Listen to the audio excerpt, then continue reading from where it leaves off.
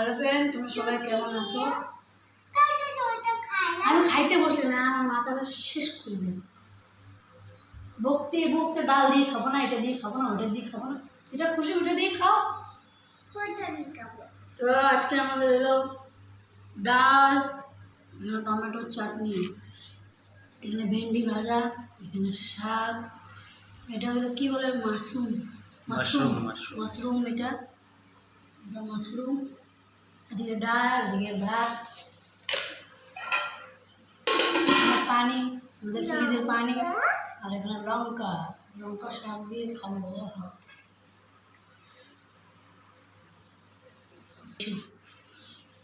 দেবো তোমাকে এটা।